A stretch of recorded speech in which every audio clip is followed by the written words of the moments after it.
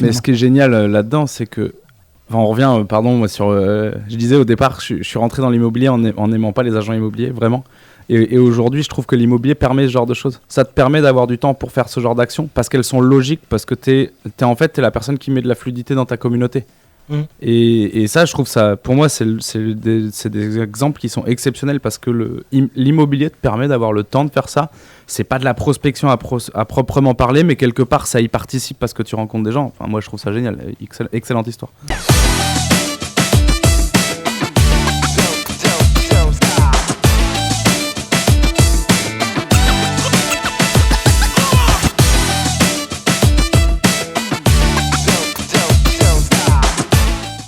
De retour dans le Grand Talk avec nos invités d'aujourd'hui. Et quel invité, puisque en fait on va refaire un petit tour de table pour que vous voyez notre équipe du jour. On a Alain à la régie. Bonjour. On a Sébastien Tedesco. Salut à tous. On a Alexandre Cordani. Hello. On a Vincent Le Camus. Et puis Morgane Amou. Alors, est-ce qu'au niveau du son, on est bon tous On est excellent. Bien. Alors, hop, ça y est, il me semblait. Voilà. Que mon salut était passé. Donc, tu peux redire le salut en fait. Ouais. Salut. Donc, on a Vincent Le Camus, Dimo 2.0 et puis Morgane Amou qui est avec nous d'Agentis Paris 12. Alors, après ce petit moment de pause et de détente, on voit des charmantes... Alors, il y en a qui sont à la blonde, d'autres qui sont au Perrier. Tu parles de quoi, là, Olivier ? Alors, moi, je parle d'apéro. Ah, pardon. Tu sais, quelque chose qui nous manquait depuis un certain nombre de temps, parce que à travers... De quoi, les blondes ? Les blondes ou les brunes. Dis-moi... Je t'écoute. Je te dis écoute, rien, hein. Non, mais si tu veux te faire des amis IE... Il faut que tu nous dises un petit peu... Les amis IE ou IES ? IES, on y va.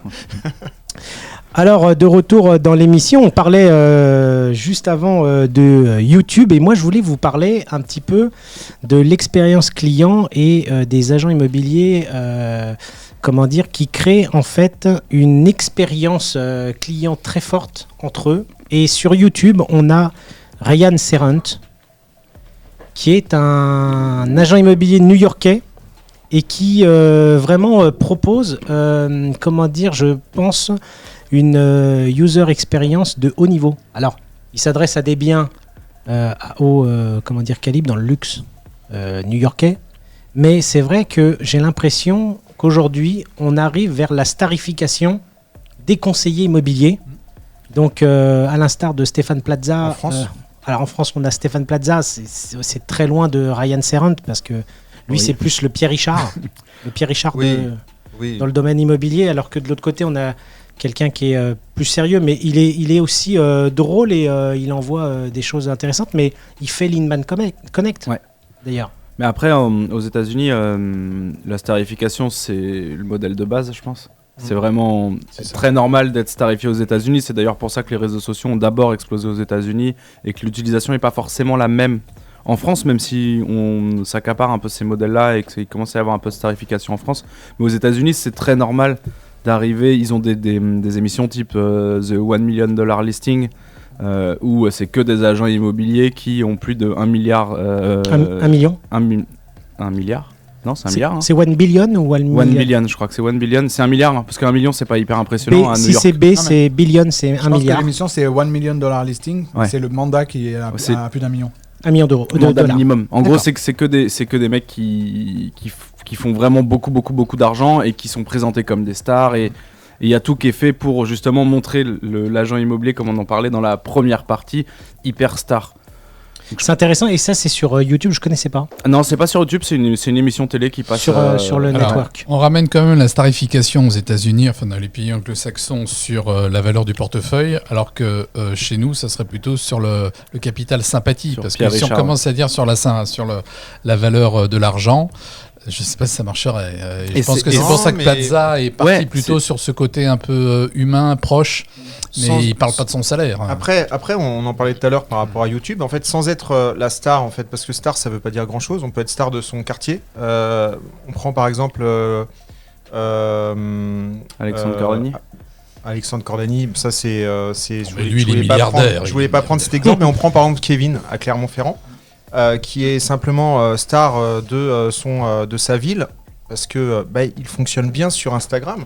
Il n'y a pas forcément besoin aujourd'hui d'être une star et d'être vu dans tous les pays du monde. L'agent immobilier qui est leader sur son marché, historiquement, ça a toujours été la star de sa commune. De toute façon, je veux dire, je me souviens de ce conseiller immobilier qu'on avait dans le réseau dans lequel j'étais, dans un village dans l'arrière-pays de Menton. On le voyait comme l'équivalent du maire de la commune, quoi. Je sais pas, il devait avoir 20 ou 25% de part de marché à lui tout seul. Que tout le monde le connaissait dans la rue, etc. Et pourtant, je pense qu'il ne sait pas se servir d'un smartphone, tu vois. Donc en fait, les réseaux sociaux, c'est un exhausteur de ce qu'est la réalité du quotidien d'un agent immobilier, qui est d'être le plus possible connu et reconnu sur son territoire. Mais est-ce que sa notoriété va s'éroder au fur et à mesure du temps que les consommateurs consomment du contenu sur les réseaux sociaux? Probablement qu'il laisse la place à d'autres acteurs qui pourraient arriver et se faire connaître par d'autres moyens qu'il ne sait pas exploiter lui aujourd'hui. Après, est-ce qu'il en a envie? Est-ce que c'est comme ça que le marché tourne? Parce qu'il y a ça aussi, est-ce que c'est comme ça que tu rentres dans l'arrière-pays de Menton, j'en sais rien, en plein milieu de Paris, il y a plusieurs clientèles, enfin, il y a différents endroits, différentes clientèles. Je pense qu'il y a des gens qui veulent pas travailler avec la star d'Instagram. Non, puis surtout partout. Parce qu'il y a des codes qui sont pas les codes de. C'est pas la cible en fait. Mais dans 10 ans, ceux qui sont habitués à Instagram, habitués à Facebook, finalement, eux ne seront pas choqués par. Alors déjà dans 10 ans, je suis pas persuadé que Facebook et Instagram soient au même niveau sur le marché. Les réseaux sociaux ont tendance à se réinventer énormément, et aujourd'hui la plus grande star, je pense que ça doit être sur TikTok qu'elle doit être. Peut-être sur Twitch, il y a vraiment d'autres réseaux sociaux qui commencent à prendre la part belle, et ces réseaux-là vont changer. Et c'est Seb qui a dit la bonne chose, c'est qu'il faut maîtriser les codes de sa communauté. Aujourd'hui, ton objectif, c'est de rentrer des mandats. Ton propriétaire, il a dans ta ville, il a entre 50 et 70 ans. Alors, je ne sais pas quelle est la moyenne que vous constatez sur sa mandée, mais elle n'est pas sur Instagram. Ah non.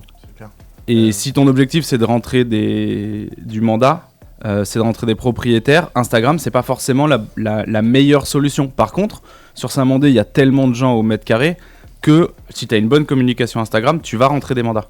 C'est exactement. J'ai failli corriger Alexandre quand il disait que Kevin a réussi très rapidement à développer son activité sur Clermont-Ferrand. Sur Instagram. Oui, c'est-à-dire que sur la niche Instagram.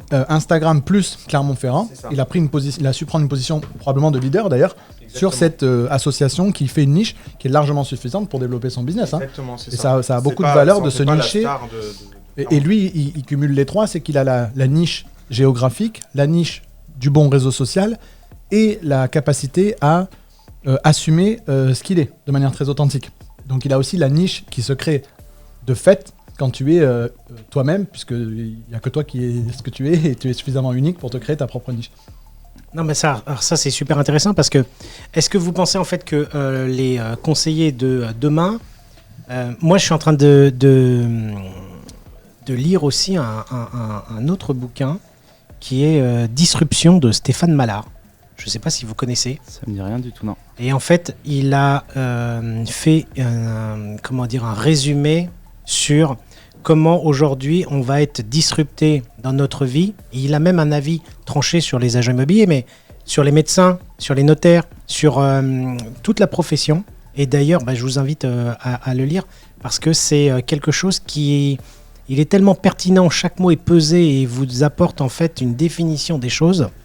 Très intéressant. Ouais, très intéressant. Et dedans, en fait, il dit par exemple que pour le médecin, l'intelligence artificielle va pouvoir, et le fait aujourd'hui actuellement, diagnostiquer un tumeur ou un état de maladie beaucoup plus rapidement qu'un professeur spécialisé dans ce domaine-là.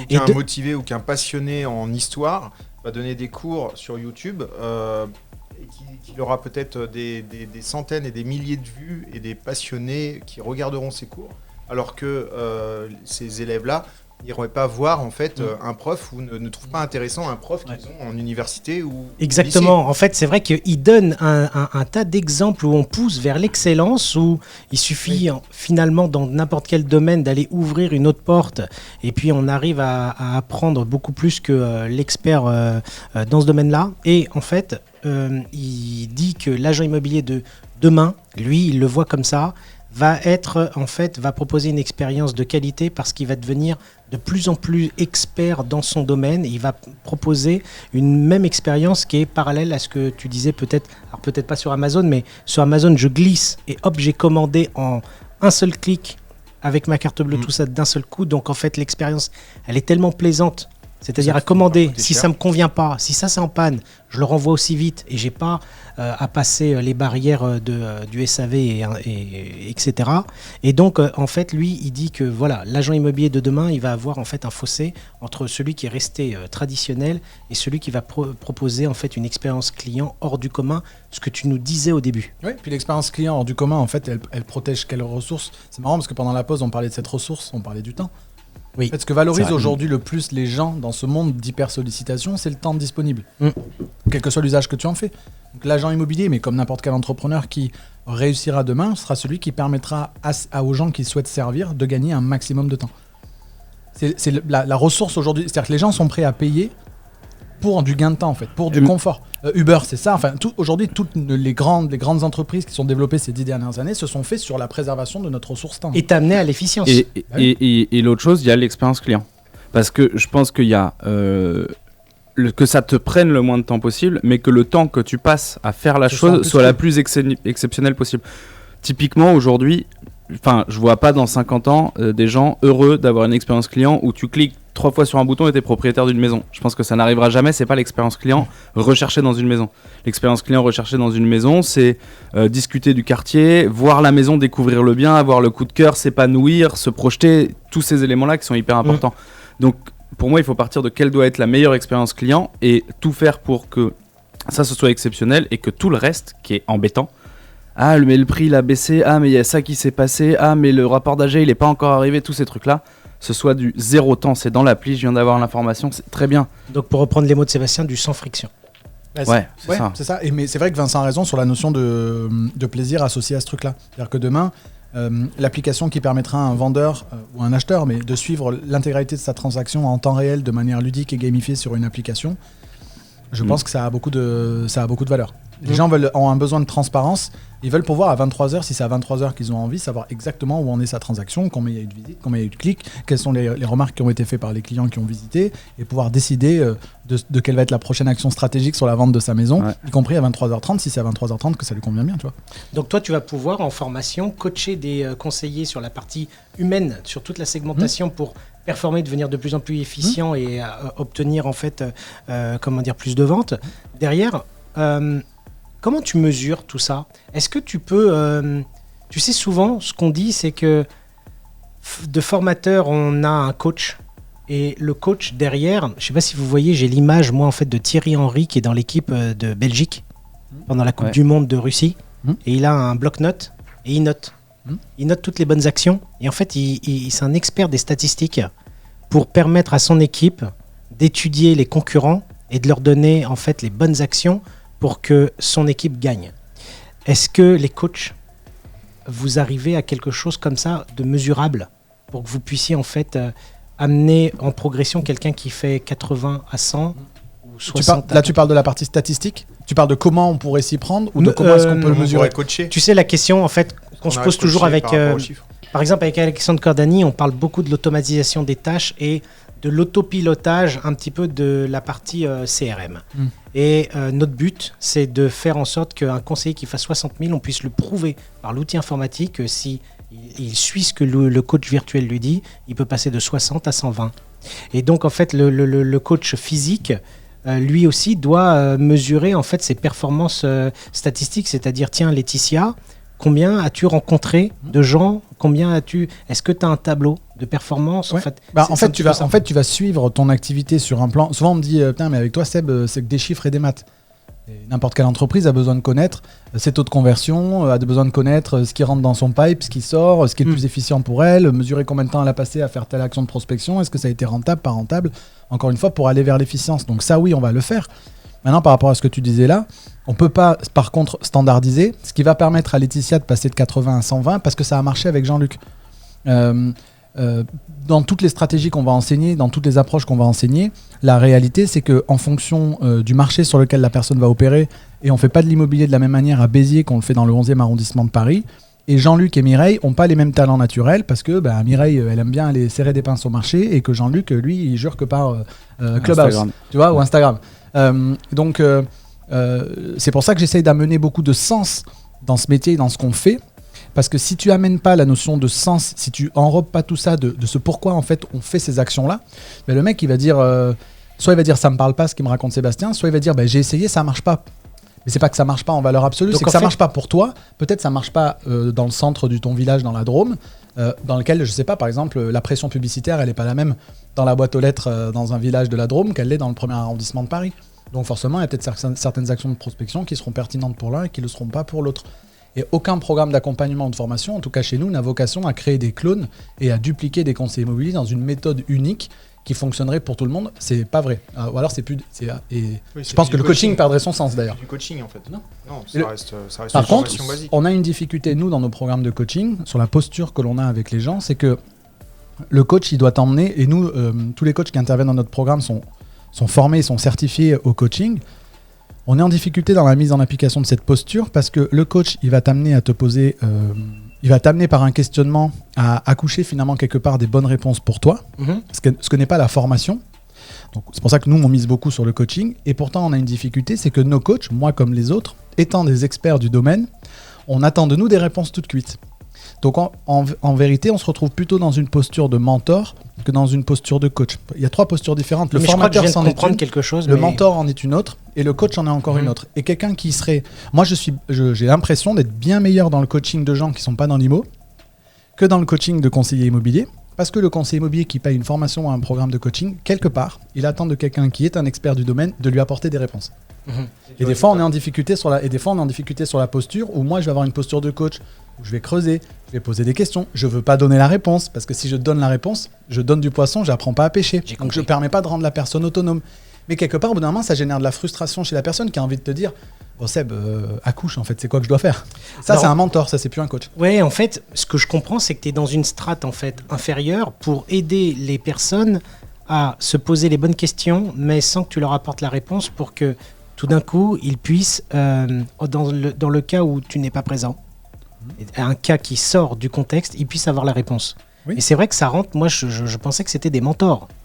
Après tu as mentoring. Tu as quand même des choses, des guidelines. Tu as des choses qui sont à respecter, de pas prendre trop de mandats, de dire bonjour, merci, au revoir. Il y a des choses qui sont comme ça, et après le reste, c'est aux gens de trouver leur réponse. Moi, ce que tu me dis, ça me fait énormément penser à des méthodes de management en fait, parce que c'est que du management en fait. C'est aux gens de trouver leur propre solution aux problèmes qu'ils ont. Et le coaching est partout. Hein. Les conseillers immobiliers coachent leurs clients, un manager il coach ses collaborateurs. Aujourd'hui, il y a une seule compétence dans laquelle les gens devraient investir, c'est le coaching, parce que ça t'aide. Tu coaches tes enfants d'une certaine manière. Quand tu les aides à devenir autonomes et à avoir à se poser les bonnes questions pour obtenir par eux-mêmes les bonnes réponses. Pour moi, c'est un aveu d'échec. On en a souvent parlé avec mes équipes. C'est un aveu d'échec qu'au bout du processus d'accompagnement, un conseiller immobilier décide de continuer. Parce que quelque part, c'est qu'on l'a pas rendu suffisamment autonome pour qu'il puisse se débrouiller par lui-même. Il ne sent pas d'enlever les roues. Pour un coach, créer un lien de dépendance d'une certaine manière avec le coach, c'est un aveu d'échec. Hein. Ouais, mais c'est clair. Et le coaching, en fait, permet justement d'avoir que la personne coachée, en fait, apporte elle-même ses réponses, ce qui fait que la réponse passera beaucoup plus simplement, beaucoup mieux que si c'est toi qui dis il faut que tu fasses ça. Puis même la motivation qu'il y a derrière. Et c'est ça, elle sera d'autant plus mise en œuvre qu'elle vient de toi et c'est un processus avec lequel tu es aligné et que tu es OK, tu as eu toutes les infos, tu t'es posé les bonnes questions, après ça roule. C'est génial en fait, c'est super. Donc, je sais que nous, on a en interne, alors du coup, je sors de l'immobilier, mais en interne, on a mis une méthode en place là depuis 6 mois maintenant, qui est la méthode des OKR, que je vous invite à lire. C'est le... J'ai oublié le nom du mec, mais peu importe. En gros, c'est un gars d'IBM au départ qui a fait de IBM le numéro 1 du microprocess et de l'ordinateur. Et il y a une personne qui travaillait pour lui, qui était managée par lui, qui est allé prôner la bonne parole des OKR, et notamment à Google. Et Google est devenu Google parce que, notamment grâce aux OKR. En fait, c'est une méthode où tu expliques les principes de base. Tu dis, voilà, moi, ma société, elle va là. Et en fait, tous tes gars en dessous, ils disent ah ouais, bah moi je peux faire ça, je pense que ça peut t'aider à faire bouger ça, et en plus c'est une problématique que j'ai en ce moment, donc voilà ce que je vais faire moi pour aider. Et en fait, tout part de l'individu. Et après, ça rejoint la question que tu posais de base, c'est comment tu fais pour mesurer. Mais c'est même eux-mêmes qui choisissent leurs indicateurs clés de performance, qui disent, bah voilà, je vais donner un exemple qui est tout bête. Nous, on fait de la formation sur le campus. On a pour objectif d'avoir, alors j'ai pas le chiffre en tête parce qu'on l'a pas défini, mais 500 heures de formation sur le campus d'ici X années. Et il y a deux hypothèses. Soit tu dis, bah, ce trimestre-là, je vais pouvoir faire 40 heures de formation, donc forcément, ça va faire bouger vers les 500 heures. Ou tu peux dire, je vais mettre en place quelque chose qui va faire qu'on est capable de tourner une formation 2 fois plus vite. Et du coup, et en fait, c'est toutes ces choses-là qui fait que chacun choisit là où il a envie d'apporter de l'huile pour qu'on aille le plus vite possible. Et ça améliore tout, parce que les mecs sont 2 fois plus motivés, c'est eux qui sont engagés d'eux-mêmes, donc ils ont envie d'atteindre leur propre objectif, et ça fonctionne comme ça. Et du coup, la méthode de coaching parfaite, elle est là, c'est tout doit partir de la personne et de l'être humain pour qu'il ait envie de se dépasser. Parce que c'est le chemin qui compte, tu vois. Moi, j'ai cette conseillère qui est en Alsace, que j'aime beaucoup.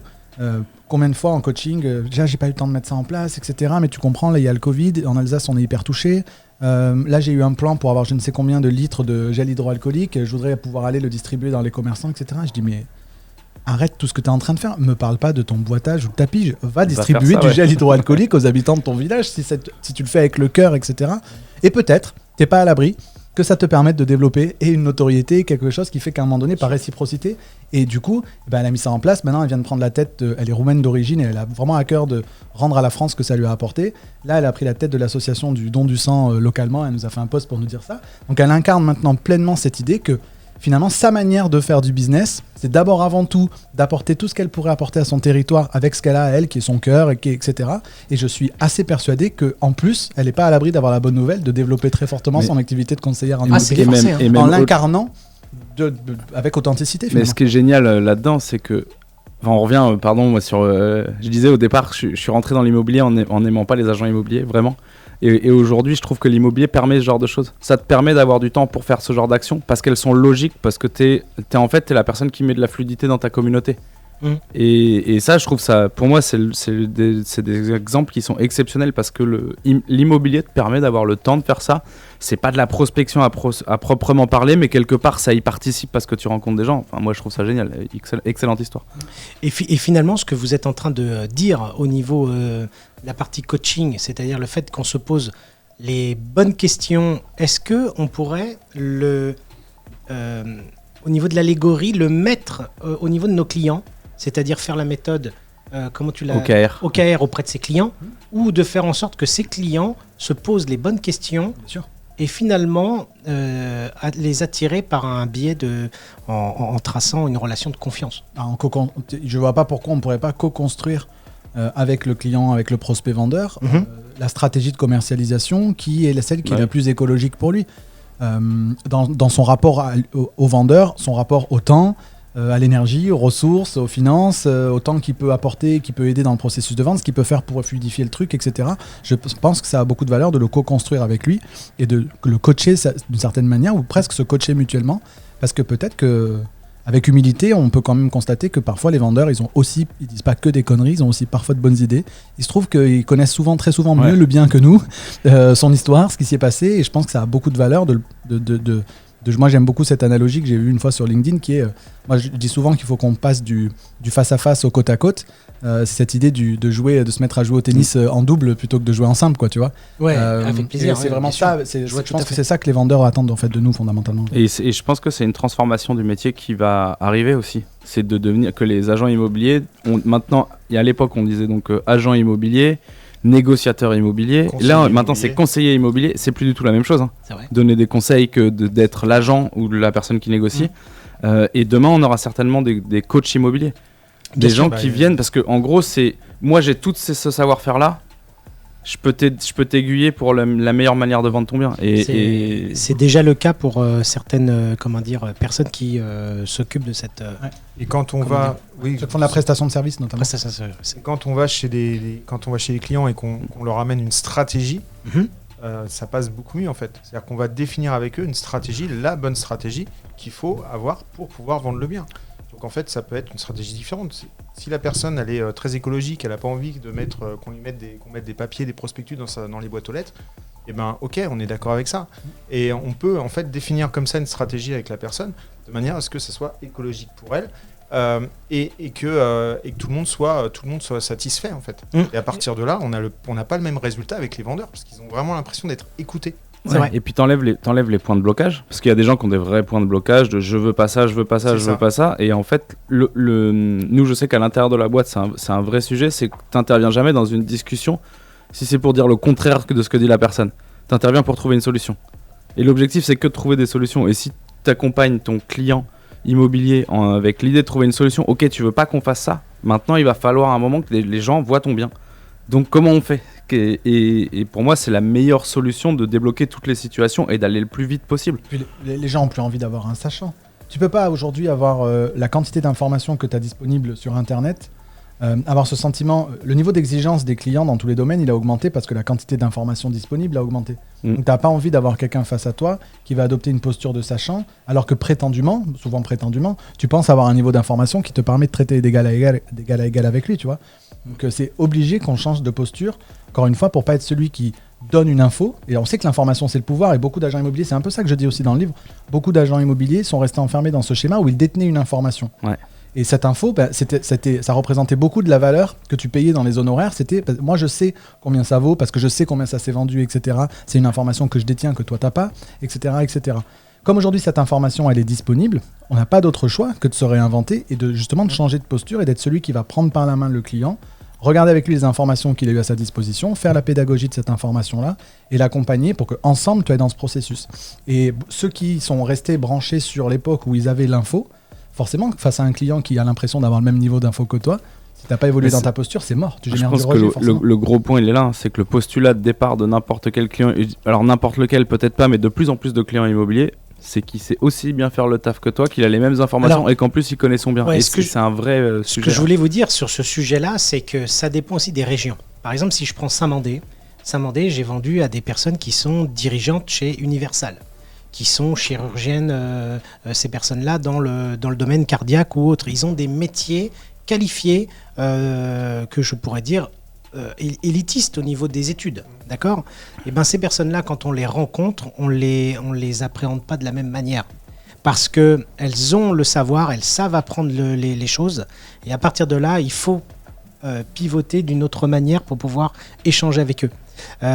Et donc après, peut-être qu'au niveau des autres régions, moi je sais que Morgane, dans Paris, il a les mêmes clients que moi, et donc à partir de là, on est reçu, et souvent des fois le conseiller immobilier est vu comme un commercial un petit peu de seconde zone, parce que eux ont un métier un peu qualifié par les diplômes. Alors les choses vont changer.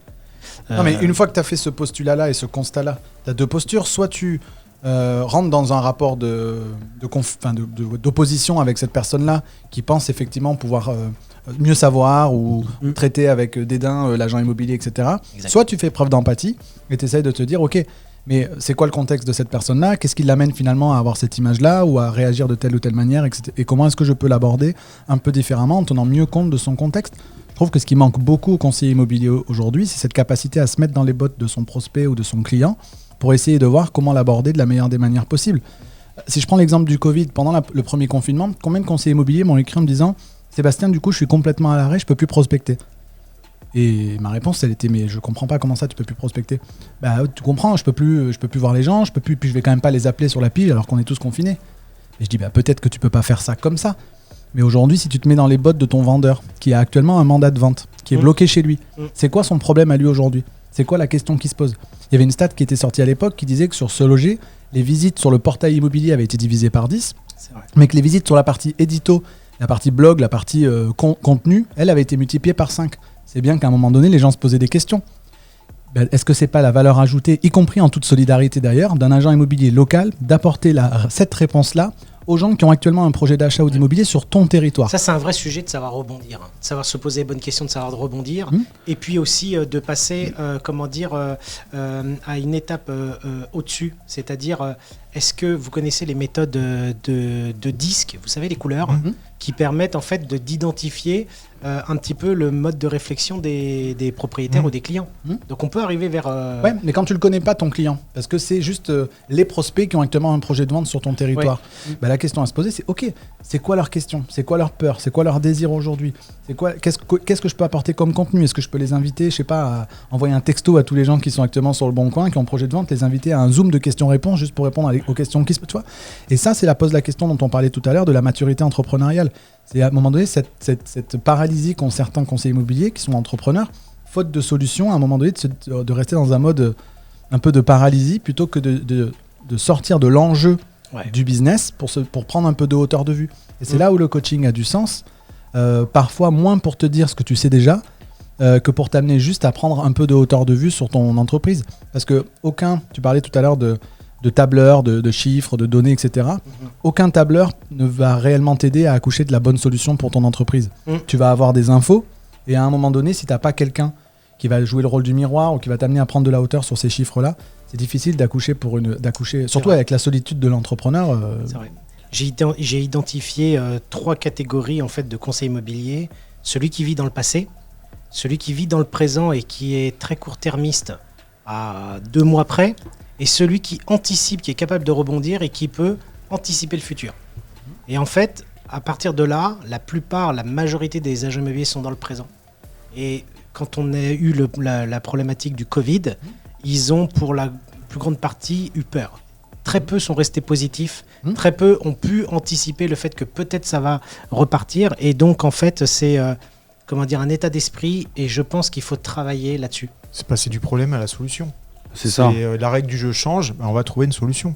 En fait, Julien Raffin le dit bien, ça. Et l'histoire de sa gazette, pour éviter justement pour que cette gazette soit distribuée même dans les boîtes aux lettres où il y a marqué Stop Pub, ça reste une gazette. Et du coup, ça reste un journal de la commune, fait par des conseillers, mais n'empêche, c'est plus un flyer. Donc, on prend un problème, la règle du jeu change, il y a un problème, on trouve une solution. Et en fait... C'est tout simple, il n'y a pas de problème par rapport à ça. Ça paraît simple, mais... Ça paraît simple, mais c'est dur c'est dur quand... Non, mais c'est dur parce que c'est dur quand t'es seul. Ce qui manque à beaucoup de conseillers immobiliers, c'est un partenaire de responsabilisation, c'est de pouvoir être challengé par un collègue, par un confrère, par un manager, par un coach. Après, c'est une question d'état d'esprit surtout. De toujours glisser vers la solution au lieu de voir le problème et d'essayer de l'affronter de face. Je pense que le vrai souci, il est là. Moi, j'ai un truc que j'aime beaucoup dire, c'est sur ma tasse, j'ai une tasse, il y a marqué... quel que soit le problème, fait partie de la solution. Et en gros, c'est à chaque fois que je pense à ça, dès qu'il y a un problème, je me dis toujours, ok, qu'est-ce qu'on peut faire ? Et arrive un moment où tu tombes sur 7 ans au Tibet, si un problème n'a pas de solution, c'est que c'est pas un problème.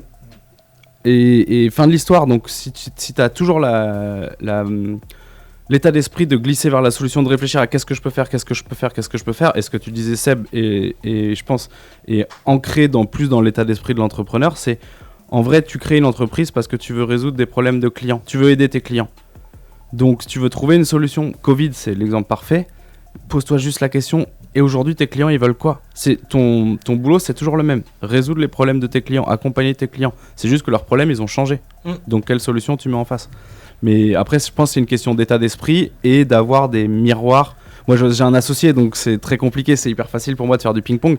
Mais il y a certainement besoin de ça aussi. Après, j'ai une femme aussi, du coup, je fais beaucoup de ping-pong, mais elle, ça doit la saouler. Mais bravo, c'est bien. On a aussi une femme tous ensemble. Attendez, la même La même Non, non, j'espère pas. Attends, je me pose la question, il faut que j'appelle la mienne, là où elle est. Non, c'est vrai que c'est exactement ça. Donc le partenaire de responsabilisation. Je l'embrasse si elle suit cette vidéo.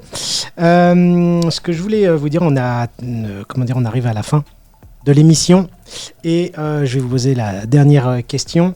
Comment voyez-vous l'immobilier de demain en fonction de ce que vous avez un petit peu déjà réfléchi sur peut-être 2 ans, 3 ans, peut-être 5 ans?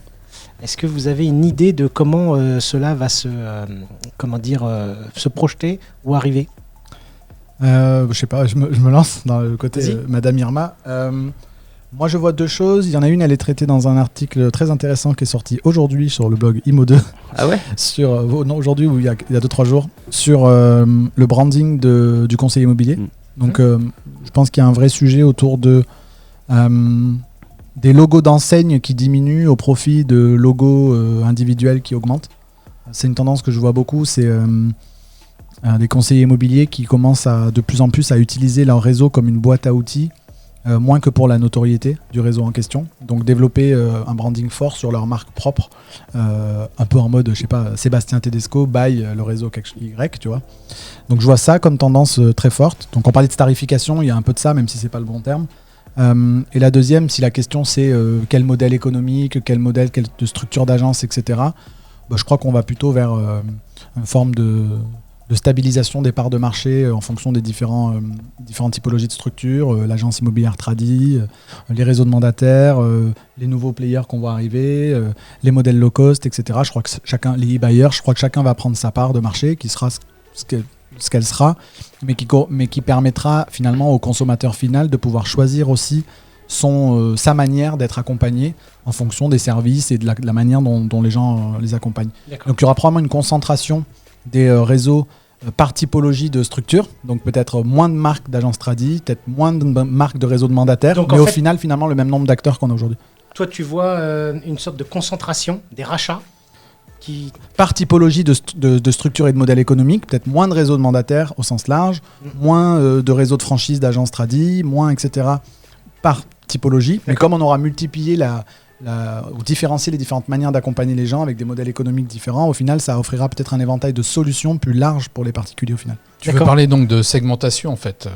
Ouais, c'est ça, plus une segmentation dans, encore une fois, le modèle, la typologie de service, etc. Et que dans chacun de ces segments, on aura peut-être un peu moins d'acteurs que ce qu'on a aujourd'hui. C'est ce qu'on appelle le professionnalisme en fait. Au lieu d'ouvrir la fenêtre, d'avoir un spectre trop large où on fait tout et on arrive à faire tout mais jamais bien, rétrécir. Ok, c'est votre vision. La tienne de vision? Ouais, moi je fais très rapidement. Déjà ça va dépendre de la conjoncture. Si ça s'inverse, il y en a qui vont mourir plus vite que d'autres. Mais moi je suis assez d'accord sur la partie répartition. Je trouve que chaque modèle a ses valeurs et ses vertus et aussi ses problèmes, tant dans le recrutement que dans l'accompagnement que dans le coaching. Mais comme tu le disais, il y a différents types d'entrepreneurs et pour moi les négociateurs, conseillers, peu importe comment on les appelle, sont des entrepreneurs à leur échelle, même dans une agence immobilière, parce que c'est eux qui se bougent pour aller faire leur beurre. Et ils ont besoin soit d'être très accompagnés en agence, soit d'être totalement autonomes dans un réseau de mandataires, soit d'être guidés sur différentes choses. Donc ça, c'est le premier point pour compléter ce que tu disais. Ouais, tu penses que les écosystèmes existeront toujours? Ouais. Il n'y en a pas un qui disparaîtra? Pour moi, il y en a. Tous ces nouveaux modèles qui sont arrivés ont des raisons d'être là. Et je ne pense pas que le modèle d'agence immobilière va pour autant disparaître. Je pense que le modèle d'agence immobilière qui est positionné avenue Général de Gaulle à Saint-Mandé, il est très bien parce qu'il y a une énorme visibilité, parce que ça permet d'avoir une famille à un endroit, d'être accompagné, d'avoir de l'accompagnement. Donc pour moi, ça a énormément de sens. Les autres ont du sens aussi. Je pense qu'il va y avoir de l'hyper-spécialisation de l'agent immobilier. Je pense qu'ils vont perdre des parts de marché sur les bords. Il va y avoir de nouveaux acteurs. Typiquement, les iBuyers vont prendre de plus en plus de parts de marché parce qu'ils répondent à un vrai besoin. Donc les iBuyers, c'est ceux qui... On a Oussama Amar qui vient d'investir dans une société de... Ah, j'étais pas au courant, ça m'intéresse. Je vais te retrouver le nom. Ah ouais, avec grand plaisir. Que je viens d'avoir récemment, je l'avais envoyé. Virgile ? Non, c'est pas eux iFounder ? Non. Tu l'as sur le... C'est des Français ou c'est des... Des Français. Ils achètent en 48 heures la... Homeloop ? Non. Bon, je vais te le retrouver, j'ai oublié. Mais The Family a investi dedans. Alors après, je ne connais pas le modèle si ils achètent qu'en Ile-de-France ou dans toute la France. Mais voilà, ça c'est intéressant. On pourra en reparler en tout cas. Mais je pense que les iBuyers vont prendre des parts de marché de plus en plus. Je pense qu'il y a un énorme enjeu sur les investisseurs. Qu'aujourd'hui, il y a un manque d'accompagnement de la part des agences immobilières sur les investisseurs et ça représente une grosse part de marché. Il n'y a pas d'hyper-spécialisation sur ce secteur-là. Je crois que ça a représenté 30% des transactions en 20-25, 2020. c'est ça. Ouais. Les investissements immobiliers. Les investissements immo. Et pour moi, j'ai le chiffre, moi, chez Agentis. Entre 20 et 25% chaque année. Peut-être que c'était plus fort en 2020. Je crois que c'était plus fort encore en 2020. Ouais. Moi, j'ai 27% d'investisseurs chez Agentis, c'est-à-dire que, et ce que je constate d'ailleurs, les clients qui rentrent, ils sont de plus en plus jeunes. Ils ne veulent pas forcément acheter quelque chose à un prix défiant toute concurrence, même au prix du marché, à condition que le loyer rembourse. Ouais, c'est ça. Il faut que ça aille vite et que ce soit simple et qu'ils comprennent. Et donc ça, il y a des choses qui vont arriver. À mon avis, il y a des startups qui vont arriver sur ce sujet-là et qui vont résoudre des problèmes. Donc il va y avoir cette espèce d'hyper spécialisation et on saura que l'agence Agentis de Paris 12, elle fait plutôt ce type de bien-là, elle est experte là-dessus et chaque conseiller devra savoir qu'il est très très bon pour conseiller cette typologie de clients pour ce type de bien-là et c'est comme ça qu'ils se développeront. Et après, mon espoir, c'est que les agents immobiliers, à un moment ou un autre, embrassent la technologie et je pense que le jour où ça sera vraiment fait, ça ira beaucoup plus vite que ce qu'on pense. Et du coup, ils passeront plus de temps à faire de l'humain et moins de temps à vérifier des dossiers, vérifier des papiers, rappeler 100 fois les mêmes personnes. Moi, je crois beaucoup j'espère qu'ils iront partie-là. Plus vite. Ouais. C'est ce dernier axe, j'y crois beaucoup dans le conseiller augmenté et qui puisse faire son métier beaucoup plus que passer ce temps-là et que derrière la machine puisse reprendre le relais. Et un truc qui est tout bête, mais moi je sais, on a un truc qui s'appelle la réserve sur Immobilier 2.0 et en fait, les outils, ils existent déjà, tous pour aujourd'hui multiplier par 5 la vitesse de travail d'un agent immobilier, ils existent déjà. Il n'y a pas besoin d'attendre une nouvelle révolution, c'est juste qu'il faut s'intéresser aux outils, les tester, voir si ça a de la valeur pour ce qu'on fait au quotidien. C'est ça qui prend le plus de temps, mais si tu vas 5 fois plus vite, ça vaut le coup de prendre ce temps maintenant. Et puis là, en plus, on a l'arrêt, donc autant en profiter. Merci beaucoup. Et Morgane ? Alors, il y a pas mal de choses à dire par rapport à l'évolution. Bon, moi, ça fait longtemps que je vois ça. Je me dis peut-être qu'un jour, il y aura peut-être une boîte à clés. On vient chercher un petit peu comme Amazon son colis. Peut-être qu'on viendra chercher la clé de son futur appartement, qu'on ira le visiter à l'heure qu'on souhaite. Et puis, si on veut des infos, on contactera la personne dessus. Je pense que, comme dit Vincent, il y a encore la part belle pour des indépendants, pour des réseaux, pour des mandataires. Ça va être très, très difficile à les faire bouger en France, en tout cas dans un présent assez proche. Mais peut-être que dans 10 ans, moi, je vois plutôt un rassemblement.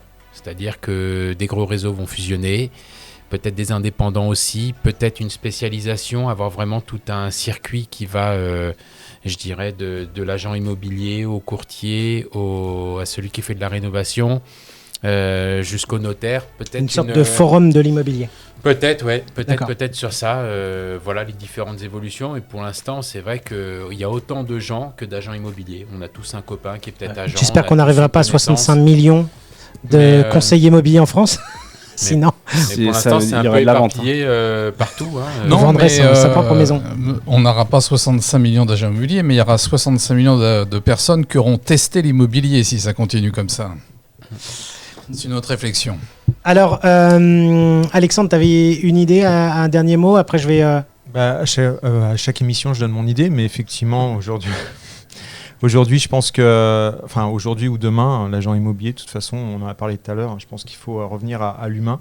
Je pense que c'est essentiel. On aura beau avoir des nouvelles structures, on aura beau avoir de nouvelles façons de penser l'immobilier.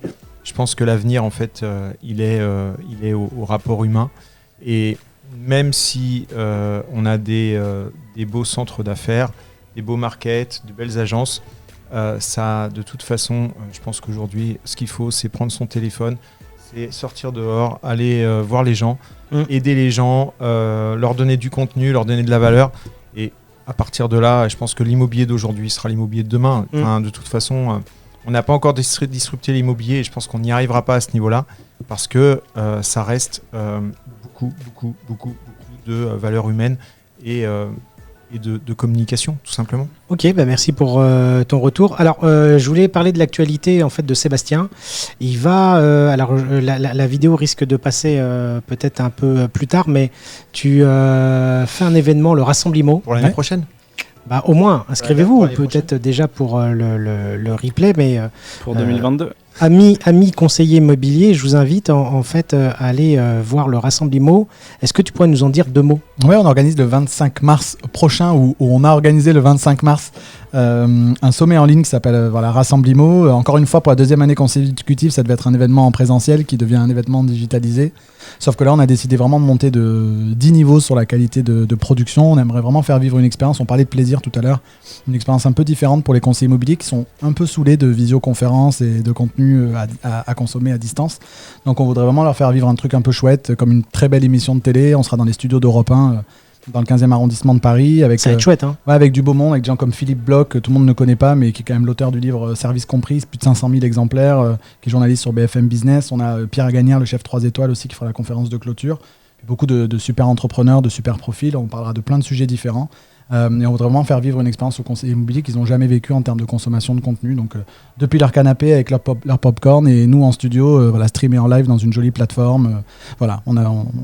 Je me demande encore pourquoi on le fait. Je crois qu'on le fait juste pour se faire plaisir aussi et c'est de faire plaisir aux conseillers immobiliers qui vont vivre cette journée avec nous, quoi. Non, mais c'est ça l'immobilier. Il faut que l'immobilier, on puisse le réinventer, qu'on puisse apporter des nouvelles choses parce que c'est se faire plaisir, mais aussi faire plaisir à son audience. Et ça va durer combien de temps C'est une journée de conférence. Alors, avec la place, on accède automatiquement au replay des conférences. Donc, quoi qu'il arrive, y compris peut-être pour des gens qui nous écoutent maintenant, même si l'événement a déjà eu lieu, il y aura encore possibilité d'acheter sa place. Après donc je mettrai le lien dans la description. Tu pourras bénéficier des replays du coup des 7 ou 8 conférences qui auront lieu toute la journée. Il y a Vincent qui me rejoint à midi juste pour déjeuner. On va laisser la caméra tourner et on va manger notre plateau repas tous les deux en débriefant la matinée. Est-ce que je serai invité donc au secret des dieux? Tu peux venir dans les studios d'Europe 1. Ah bah ça va être super, avec plaisir. Moi je pensais en fait, si vous laissez tourner la caméra, qu'on puisse vous écouter parler lors de votre repas pour peut-être être le troisième en fait. On peut regarder ce qu'on peut faire. Troisième œil. On peut en faire un live ailleurs. Non mais voilà, on se fait plaisir. J'espère que les conseillers immobiliers sont au rendez-vous. On a un peu du mal à illustrer en fait ce à quoi ça va ressembler. Les gens, on essaie de leur faire comprendre que ça va pas juste être des visioconférences. On a préparé plein de belles surprises, mais voilà, c'est cool. On est content. Bravo, super. Vincent, ton actualité? Oh bah moi ça va, hein. Tout va bien. Non, bah, nous on continue. Aujourd'hui, Immobilier 2.0, c'est 3 marques. On fait de la formation, on fournit des templates pour communiquer. Et on est un média qui essaye d'apporter de la valeur ajoutée et justement la vision sur ce que sera demain et comment se former aujourd'hui pour être le meilleur demain. Donc nous, on est à fond là-dessus et on sort rien d'exceptionnel dans les prochains jours à part tout notre contenu qu'il est toujours. D'accord, bon bah c'est super. En fait, c'est ça le contenu, c'est qu'il apporte des choses sur. Nous, on écrit des articles et des dossiers. On a une base de connaissances pour pouvoir communiquer et pour pouvoir communiquer, être visible, savoir se positionner. On a de la formation en ligne validante Allure parce que tout le monde nous l'a demandé, mais comme le disait très bien Sébastien, on l'a pas lancé du tout pour ça. On l'a lancé parce que on pensait qu'il y avait des manquements sur la manière dont étaient abordés les sujets. Et puis des templates de communication que les gens peuvent télécharger pour faire des beaux flyers et des beaux designs sur les réseaux sociaux. Super. Et on va aussi mettre un lien pour que la communauté puisse voir tout le contenu. On vous retrouve très vite la semaine prochaine pour la prochaine émission du Grand Talk. Et puis surtout, n'hésitez pas à vous abonner, à liker, cela nous aide au niveau du contenu. Je rappelle le livre de Sébastien Tedesco, L'Extinction. On a construit l'émission autour de l'extinction et on a vraiment débattu sur un plan assez large. Ça a été super. Vous avez été vraiment superbe dans votre contenu et je vous remercie beaucoup. Merci de l'invitation. Merci à toi surtout. Et puis Morgane, vous le retrouvez dans Paris 12, à Gentis. Alexandre, on le retrouve sur les réseaux sociaux pour son émission Secret de Pige. Toutes les semaines, le mercredi. Et toujours conseiller immobilier. Et toujours conseiller immobilier aussi, si vous recherchez sur la commune de Saint-Maur. Saint-Maur, Paris. Paris, partout. Ouais, je me déplace. Ouais, c'est pas très loin. Donc, j'espère un jour que tu nous fasses un studio du confessionnal, au secret de Pige. Écoute, super. Avec plaisir. Allez, c'est parti. Je vous retrouve à très bientôt. Merci Alain d'avoir co-animé avec moi. Merci à vous tous et puis à très bientôt. Et Olivier, prêt pour la 9e émission. Pas symphonie, mais émission. Allez, c'est parti. Bye. À très bientôt. Ciao. Au revoir. And a happy new year. A long ride home on a bus is worth it, dear. Though we are miles away and the snow doesn't seem the same. I've been singing about you every day, you and your candy cane. New Year's ain't nothing without you. Sometimes love finds a way.